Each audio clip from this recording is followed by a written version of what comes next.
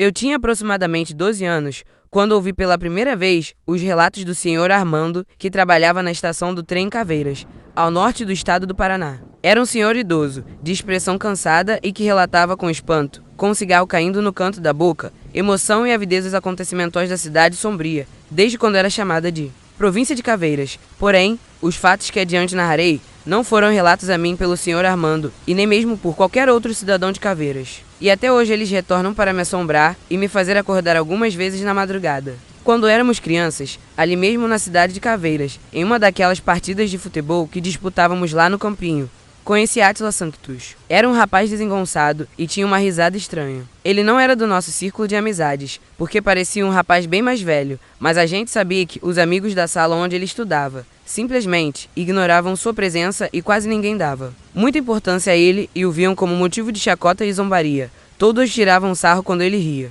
Naquele dia, após pararmos o jogo, a primeira partida, eu e Nafi, meu amigo de infância, perguntamos se ele queria entrar no jogo, na próxima partida. Átila, inicialmente não respondeu absolutamente nada, mas após um tempo, ele olhou pra gente, após insistirmos e balançou positivamente a cabeça. Ele entrou no jogo e seu jeito duro e desengonçado de correr chamou a atenção e alguns meninos que lá estavam riram e debocharam dele. Sinceramente, eu e o Nafi não víamos graça em ficar tirando sarro e tentamos incentivar Átila a jogar, embora de fato ele não tivesse jeito para futebol e nem mesmo coordenação. Em um único lance, Fabiano, que era um dos craques do time, deu um drible em Átila e ele, sentindo-se humilhado, deu um empurrão em Fabiano que parecia algo sobrenatural, quando nosso amigo voou pelos ares. O jogo parou e Átila foi embora, sem dizer nada, apenas olhando fixamente para mim e Nafi ao deixar o campinho. O padre Charles era o reverendo responsável pela paróquia de Caveiras. Já havia alguns anos, e a gente notava que todas as quintas-feiras ele saía da casa da mãe de Átila, já que ele não tinha pai. Algumas vezes tarde da noite.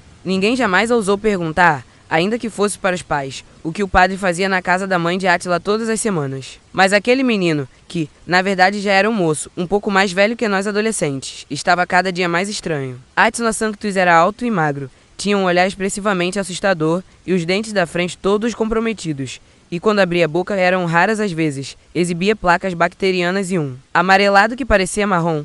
Ele era de fato um cara estranho, embora fosse um bom aluno na escola. Era inteligente e lia demais. Aliás, quando chegava em casa, após as aulas, ele se trancava no quarto e, não raras vezes, amanhecia lendo. Era um tipo de leitura estranha, gótica e regada a muita simbologia. Sociedades secretas, seitas satânicas, ocultismos e algumas orientações sobrenaturais foram algumas das leituras encontradas em seu quarto à época dos acontecimentos. Átila sofria e se isolava cada vez mais. Muitos diziam que, por crescer sem a assistência de um pai e viver sozinho com sua mãe doente, aquele moço teria perdido o sentido da sua vida, mas muitos refutavam essa ideia. A mãe de Átila dizia que seu pai não poderia jamais ser revelado e que era para Átila desistir da ideia que tinha de um dia procurá-lo, porque ele já estaria morto. Ele às vezes insistia com a mãe para saber sua origem paterna.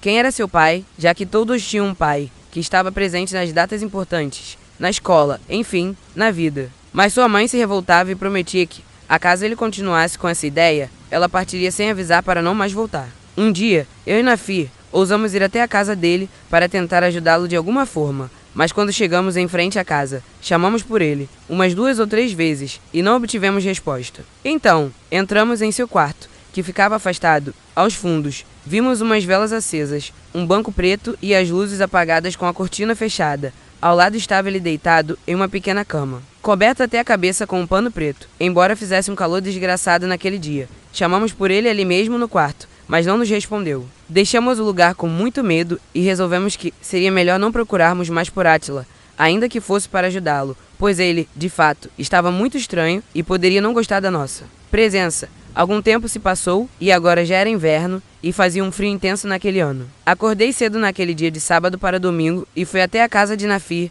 para realizarmos todos os preparativos do jogo, tratado que teríamos contra o pessoal da rua de baixo. Mas logo, um carro de polícia e um furgão da funerária passaram em alta velocidade em frente das nossas casas. Naquele dia, ficamos sabendo que ali seguia o corpo de Átila Sanctus, que havia sido encontrado morto na encruzilhada do Manes, naquela madrugada. Não havia sinais de violência em seu corpo, nem sinal de ferimentos, manchas de sangue, perfurações, nada disso. Ninguém também soube dizer o que, De fato, teria acontecido com o estranho jovem que morrera sem explicações. Seguimos a nossa vida e, claro, os compromissos e a correria do dia a dia às vezes não permite que fiquemos recordando todo o nosso passado, porém não tem força de apagar algumas marcas da infância aí. Todas as vezes em que eu ia ao cemitério municipal de Caveiras, eu passava pelo estranho túmulo preto de Átila Sanctus. Mais de 20 anos se passaram e a tradicional festa da paróquia de Caveiras estava animada naquela noite de sexta-feira, dia 13 de julho de 2001. Eduardo Viana, conhecido fazendeiro da região, que herdara a fazenda São Francisco.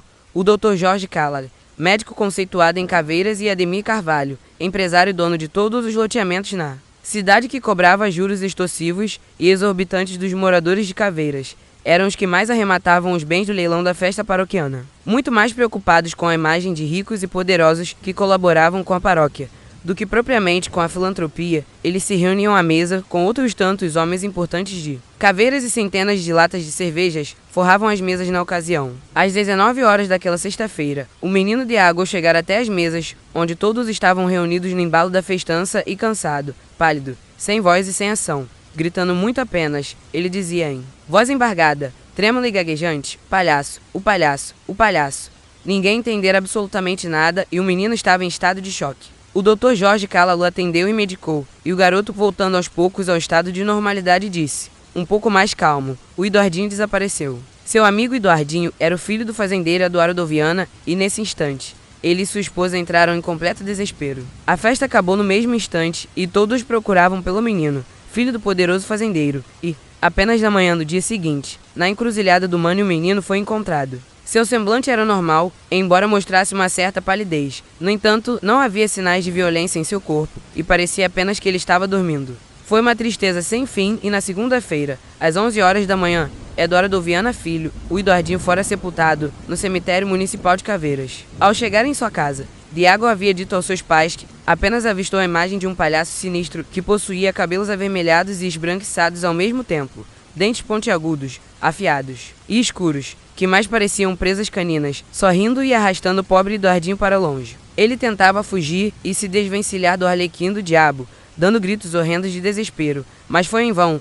Em segundos eles desapareceram. A gincana do Colégio Bom Jesus era um dos maiores atrativos de Caveiras, e naquele mesmo ano de 2001, enquanto acontecia uma prova do chamado cabo de guerra entre duas classes diferentes, o Rodrigo Callar, filho do Dr. Jorge Callar, resolveu ir ao banheiro e houve uma queda de energia naquele momento, quando ele já estava dentro do sanitário masculino. Juliano Salino, que estudava na mesma sala que o filho do conceituado médico, reproduziria depois o mesmo testemunho de Diago, quando Eduardinho desapareceu. O palhaço de bocas enormes, cabelos avermelhados e esbranquiçados, vestindo um casaco preto de golas brancas e desbotado, ressurgira no banheiro da escola e, após abrir a boca e exibir as agulhas afiadas que saltavam sobre os lábios, abocanhou fortemente um dos braços do menino Rodrigo Callar e em seguida desapareceu, deixando fumaças. Mas de forma estranha e coincidente, o corpo do menino surgira no dia seguinte, na mesma encruzilhada do Mani, sem qualquer arranhão. O colega de sala de Rodrigo Callar,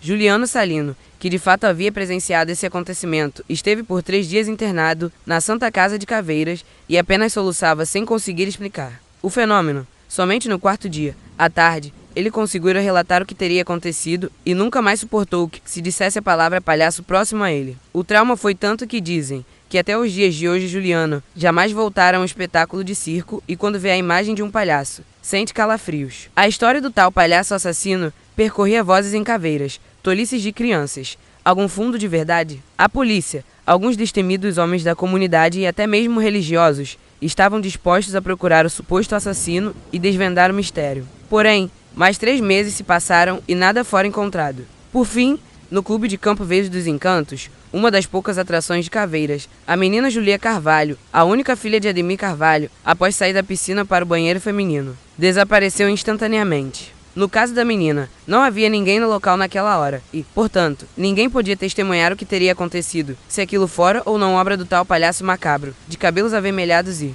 dentes assustadores. Nem mesmo seu corpo, a exemplo dos outros 2 meninos, fora encontrado na estrada do Mani. Estranhamente, os 3 filhos dos 3 homens mais poderosos da cidade estavam mortos agora e aquele desfecho trágico e inexplicável abalou profundamente os moradores de Caveiras. Após exatos 3 anos desses trágicos acontecimentos, o padre Charles estava celebrando mais uma missa na paróquia local. Eduardo Viana, Dr. Jorge Cala e Ademir Carvalho, os 3 homens mais poderosos da pequena cidade de Caveiras, desolados desde então pelas trágicas perdas de seus queridos filhos, sentavam-se no primeiro banco da igreja com suas esposas.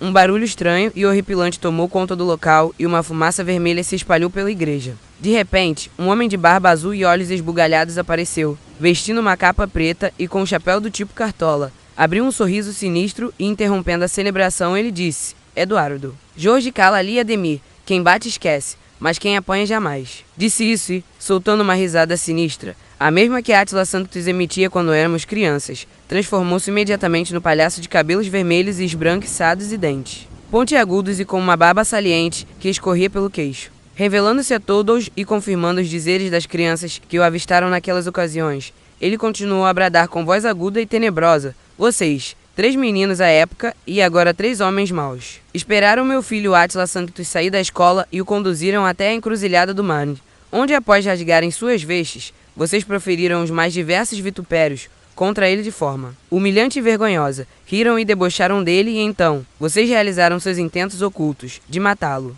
Mas, para que ninguém percebesse, vocês arrancaram sua camiseta e o asfixiaram até a morte, deixando agonizar em frente à encruzilhada do Marne até o fim. Vocês se tornaram os 3 homens mais ricos e poderosos deste lugar, enganando pessoas, mentindo e roubando dos mais pobres. A ganância, a soberba e a sede de poder nunca saíram de vocês. Por que vocês são assim e sempre foram? A prova maior foi a morte estúpida do meu filho Átila, mas o acerto de contas chegou. A vingança está consumada. Seus 3 filhos morreram da mesma forma, sem deixar rastros e vestígios. Querem revê-los. Encontrei-os no inferno. Eu sou Naibas, o verdadeiro pai de Átila Sanctus, o demônio palhaço e charlatão e zombador, aquele que está na sua Bíblia Padre Charles. No segundo livro dos Reis, capítulo 17, versículo 31. Aquele que queimou e consumiu com seus filhos no fogo de Adrameleque, o verdadeiro e único pai de Átila Sanctus, que de santo nada tinha. Muitas pessoas fizeram o sinal da cruz, outras tantas desmaiaram e os 3 homens desapareceram sem jamais serem encontrados. Até os dias de hoje, os moradores de Caveiras têm muita dificuldade e relutam em contar a horripilante história de Naibas, o demônio palhaço macabro. Deixe seu like e inscreva-se no canal.